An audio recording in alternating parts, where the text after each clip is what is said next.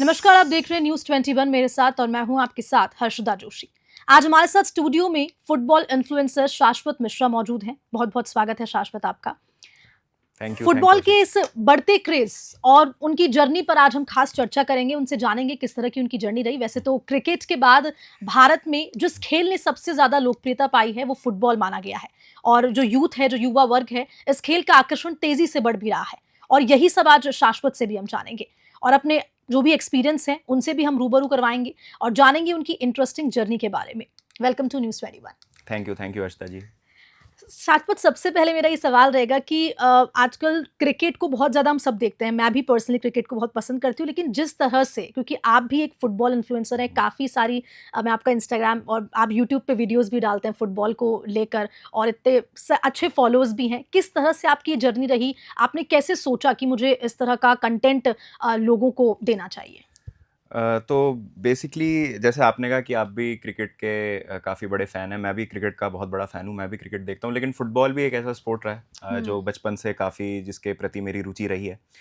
तो जर्नी ऐसे हुई कि मैं जयपुर से ही हूँ, जयपुर में ही पला बड़ा हूँ, ग्रेजुएशन स्कूलिंग सब यहीं से ही किया है। तो जब मैं अपनी जॉब कर रहा था 2016 से लेके 2021-22 तक जब मेरी जॉब चल रही थी, तो ऐसा कहीं तक दूर दूर तक नहीं था कि कंटेंट क्रिएशन करना है।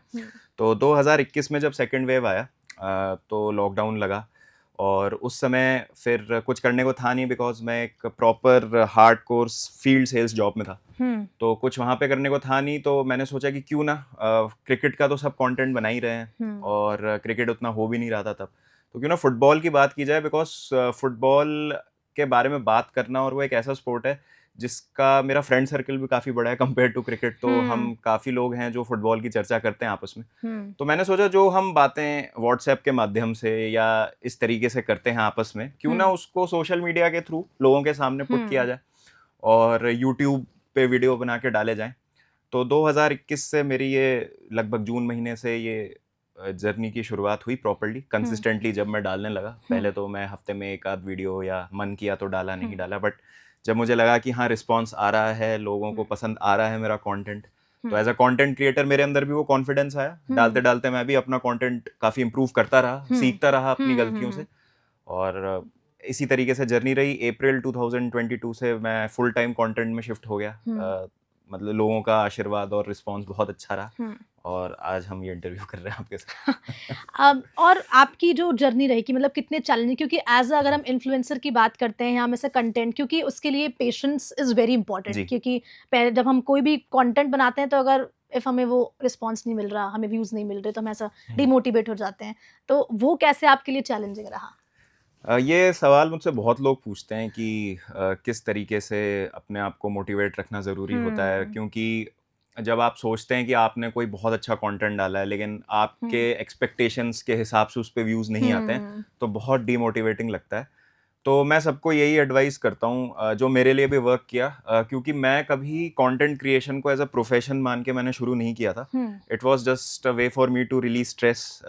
अगर मैं जॉब से या किसी और चीज़ से परेशान हूँ, उस समय इतनी अनसर्टेनिटीज चल रही थी, तो हम सब बहुत ही ज़्यादा आई वुड से कंफ्यूज थे कि आगे क्या होगा, कैसे होगा। तो मेरे लिए वो बस एक वे था of expressing my point of view on something जो मुझे अच्छा लगता है करना बहुत ज़्यादा।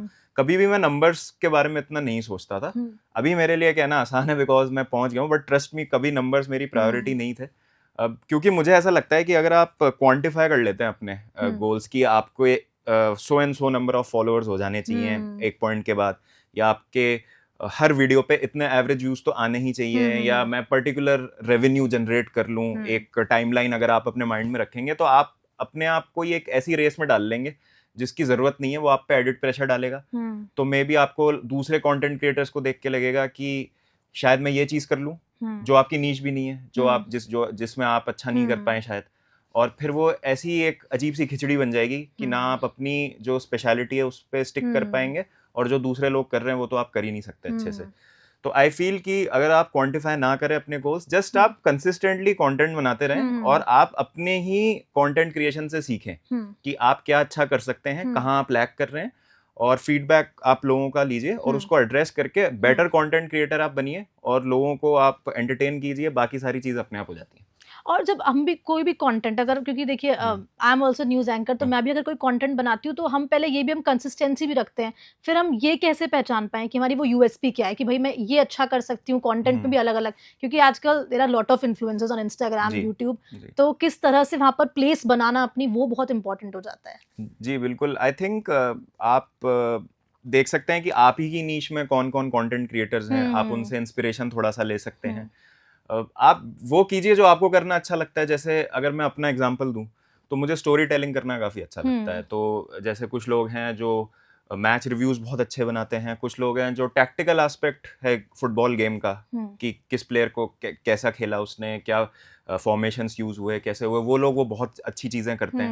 हम्म मुझे समझ आया कि मैं स्टोरी टेलर बहुत अच्छा हूँ, तो जैसे हम्म अगर कोई किस्से कहानियाँ हैं या कोई फैक्ट्स हैं तो मैं उनको हम्म बहुत अच्छी तरीके से पैकेज कर सकता हूँ। हम्म तो वो ट्रायल एंड एरर करके ही आपको आएगा। मैंने हम्म सारी चीज़ें ट्राई की धीरे धीरे, हम्म मुझे समझ आया कि हाँ ये शायद मेरा इतना अच्छा नीश नहीं है, लेकिन हम्म ये पर्टिकुलर चीज़ मेरे लिए वर्क कर सकती है। हम्म तो ऐसा नहीं है कि वो चीज़ें मैं नहीं करता हूँ, बट वो करने का अपना एक अलग स्टाइल है। वो स्टाइल भी आप डेवलप करेंगे तो हम्म आपको एक ढांचा सा मिल जाएगा कि हाँ यार ये चीज़ें हम्म हम अच्छे से कर सकते हैं। तो आई फील कि वो लगे रहना पड़ता है आपको, कि आप जब तक एक्सपेरिमेंट नहीं करते हैं अलग अलग चीज़ों हम्म से एक पर्टिकुलर जॉनर में, तब तक हम्म आपको शायद समझ नहीं आता। क्योंकि मैं सबको यही कहता हूँ कि आपको कम से कम 30 से 40 वीडियोस तो ये समझने में लग जाएंगे कि आप किस तरीके के कंटेंट क्रिएटर हैं। हम्म उसके बाद आप वो सब सब चीज़ें सोचिए कि मेरा नीश क्या होना चाहिए, मैं हम्म एडिटिंग कैसा यूज़ करूँ वीडियो हम्म में, नंबर्स आ रहे हैं नहीं आ रहे हैं। आपको वो कहते हैं ना कि प्रैक्टिस में आने में, आपको वो ग्रूव में हम्म आने में चीज़ों के इतने हम्म वीडियोस लग जाते हैं। हम्म। तो वो आई थिंक एक बहुत इंपॉर्टेंट चीज़ है। शाश्वत, सबकी लाइफ में कोई ना कोई जरूर इंस्पिरेशन होता है। जी। आपकी लाइफ में ऐसा कोई इंस्पिरेशन हर तरह की जर्नी में,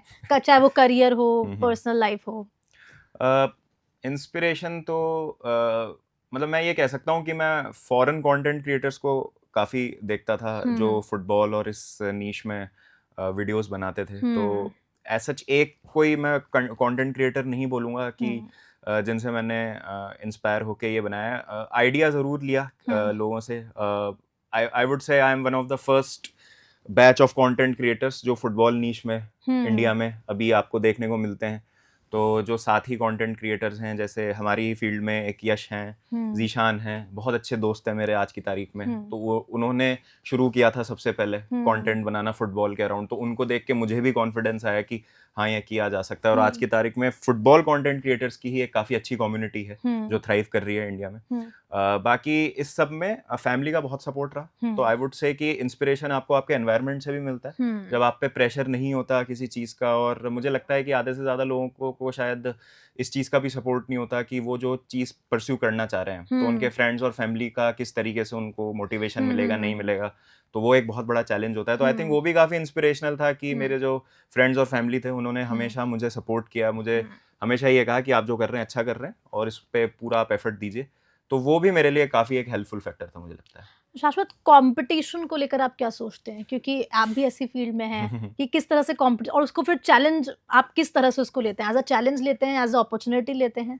अ, देखिए मैं तो हमेशा मतलब मेरी नीश के लिए तो मैं अगेन यही बोलूँगा कि अभी हम लोग सब सीख ही रहे हैं। अभी हम्म कोई भी स्टैब्लिश नहीं हुआ है इतना ज़्यादा हम्म कि हम उसको एज अ कंपटीशन देखें। कोई अगर नई चीज़ करता है हमारी कम्युनिटी में तो हमको सीखने को मिलता है उनसे कि हाँ मे बी ये पीस ऑफ कंटेंट या इस तरीके का कुछ हम भी ट्राई कर सकते हैं, हम भी हम्म इनकॉर्पोरेट करने की कोशिश कर सकते हैं। हम्म सब एक दूसरे को हेल्प भी करते रहते हैं एट एवरी गिवन मोमेंट। तो टचवुड हमारी जो कम्युनिटी है बहुत हेल्पफुल है, हम्म बहुत अच्छी है। सब एक दूसरे की जितनी हो सकती है उतनी मदद करते हैं। हम्म अभी मेरे अंदर तो मतलब कंपटीशन देखिए वो ह्यूमन नेचर है। आपको कभी कभी लग सकता है किसी के ज़्यादा व्यूज़ आ गए, सेम चीज़ पे आपने वीडियो बनाया हम्म आपको नहीं आया। बट अगर आपकी कम्युनिटी में वो कमराडरी है और वो आप एक साथ एकजुट रहने का वो है, तो हम्म मेरे ख्याल से आप सीख सकते हैं। सामने वाला भी आपकी हेल्प करेगा, हम्म आपको बेटर कंटेंट क्रिएटर बनाने में हेल्प करेगा, hmm and goes both ways as well, आप भी उनकी हेल्प कर सकते हम्म हैं। तो मैं तो जो इंडियन फुटबॉल कंटेंट क्रिएशन की जो कम्युनिटी है मैं उसको ऐसा देखता हूँ कि एक जंगल है और हम मशाल लेके अलग अलग दिशाओं में चल पड़े हैं। तो जो जितना आगे पहुंच रहा है वो सामने दूसरे वाले के लिए रास्ता बना रहा है कि देखो भाई यहाँ तक आ गए हैं, हाँ। तुम भी आ जाओ। तो मैं तो इस तरीके से देखता हूँ इस पूरे सिनेरियो को। एक लास्ट क्वेश्चन ये रहेगा, बहुत इंपॉर्टेंट भी है, कि what's your message to all the youngsters who want to pursue in the sports career? Content creation और generally in sports? Both, in both. मतलब जो खेलते हैं, जो खेलना चाहते हैं, उनको तो मैं यही कहूँगा कि बहुत ज़्यादा मेहनत कीजिए, बिकॉज अगर आप इंडिया को एक वर्ल्ड स्पोर्ट पे, वर्ल्ड स्टेज पे रिप्रेजेंट करना चाहते हैं, तो it takes an extraordinary level of dedication and hard work. तो उसका तो कोई और सब्स्टिट्यूट ही नहीं है। अपॉर्चुनिटीज़ को ग्रैब करना ज़रूरी है। मुझे ऐसा लगता है कि जो मैं देखता हूँ अपने राउंड क्रिकेट या फुटबॉल में, बहुत अच्छे प्लेयर्स होते हैं, बहुत अच्छा कर रहे होते हैं, मेहनत भी कर रहे होते हैं, but come that single day जहाँ पर वो परफॉर्म करना बहुत ज़रूरी होता है, खुद पे इतना प्रेशर ले लेते हैं और नर्वस हो जाते हैं, और शायद वो परफॉर्मेंस बाहर निकल के नहीं आ पाती जो उस दिन मैटर करती थी जब कोई देख रहा था। तो मेरे ख्याल से बहुत प्रेशर लोग ले लेते हैं खुद पे, और जब जिस दिन परफॉर्म करना होता है उस दिन शायद वो चीज़ नहीं होती। तो बस मैं तो यही कहूँगा सबको कि मेहनत कीजिए। मेहनत, आप हर चीज़ में मेहनत ही है। आप चाहे आपका भी फील्ड हो, आपको पता है कि journalism is one of the toughest field, if not the toughest out there. तो कितनी मेहनत लगती है हर चीज़ में, हम सबको पता है। कंटेंट क्रिएशन में अगेन मैं पहले पॉइंट पे ही वापस आना चाहता हूँ। अगर आप डे वन है आपका as a content creator, please don't quantify your goals. आप पहले प्रैक्टिस में आइए, आप एक रिदम में आइए। आप, हो सकता है 50 वीडियो बनाने के बाद आपको लगे this is not for me.